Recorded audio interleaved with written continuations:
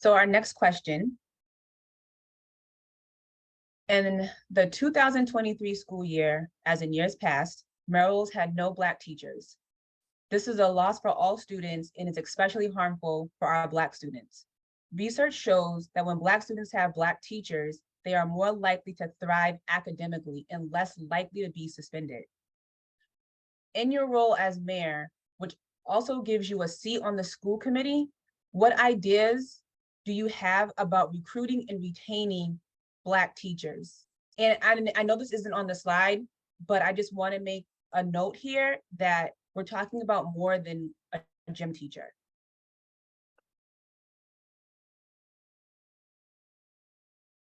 So let you guys ponder on that. And we're going to start with Ms. Hammer. Great, thank you. So after the last 4 years, especially this last year, we first have to do a lot of work here to rebuild trust and mend our fractured relationship with our educators. Other teachers that we're hoping to recruit are going to look at our recent history and wonder why they should work here at all. We really do need to be proactive in asking folks to come and be a part of our community and work with us. And that, again, we need to make it for a welcoming and supportive environment.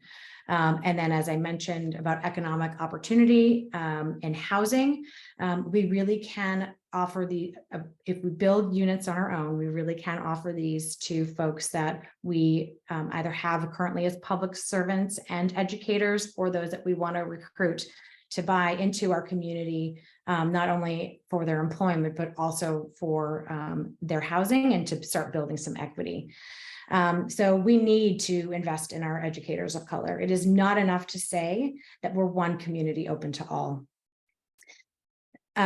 The build it and they will come approach often does not actually signal to diverse educators that they are welcome. It takes a much more proactive approach, and this is multifaceted, but one strategy is to build relationships with local colleges and universities that enroll diverse students. Making Melrose a place where diverse undergrad and grad students studying education come to do student teaching is a way to introduce more educators of color to our community, learn from their perspectives and experiences, and potentially offer them teaching positions when they complete their degrees. For professional development, Melrose Public Schools has been providing professional development as an ongoing basis to address issues of equity and inclusion for the last 10 years. I want to see what those are. I want to make sure that some of those are required for all teachers and modernize them as they probably need to be. And then it's important to retain faculty of color once they're here, particularly in a district where they will be underrepresented. Let's build communities of practice, mentoring, and opportunities for community building and professional development.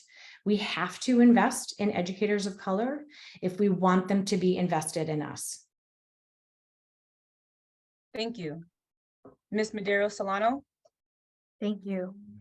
We need to start recruiting teachers more widely in communities of color. And right now, our teacher jobs are probably not publicized widely enough in those communities. And we can definitely do better in our recruitment to make these opportunities more well-known and promoted at colleges with diverse student teachers looking for jobs.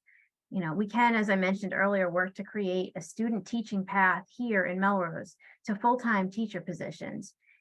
And this would allow us to recruit student teachers of color from all over the country. In addition, we need to make sure that Black teachers are welcomed in our schools and feel welcomed in the community. We also need to make sure that all Black teachers who are recruited feel included and empowered in their local schools, and who are supported and promoted fairly so that they'll want to stay in the Melrose school system. We need to expand our job postings beyond our usual outreach into communities of color and hope in finding qualified Black principals and administrators, which could also help us to recruit more teachers and staff members of color. Thank you. Ms. Grigoritis. Thank you. As I know everyone who's tuning into this is aware, this is here in Melrose and also in communities across the state. I think one of the things that we're going to need to do is look to our state partners to help us address this in a more holistic As mayor, I would continue to advocate for passage of the Educator Diversity Act at the state level, which was sponsored by Senator Lewis and co-sponsored by Rep. Lipper Garabedian. So we know that our state delegation is aware of the needs and is ready to leverage state resources to help us address the barriers that exist for teachers of color looking to enter the profession and to stay in it. Here in Melrose, we need to empower our school leaders to develop a plan for hiring and retention of teachers in color in Melrose. And we also need to make this an identified, clear priority as we search for our next superintendent. We need to partner with parents of color and students of color to hear their needs and concerns, and we need to ensure that the union is engaged in these conversations. And lastly, we need to do foundational work to make sure that the district has the tools and resources it needs to be successful. The Melrose Public Schools contains the largest number of city employees and yet has no dedicated HR. We need to lay the groundwork, make sure that the tools and resources are there so that we can effectively recruit, retain, and support teachers throughout their lifespan and feel the district has done the work to make this a welcoming place. Thank you.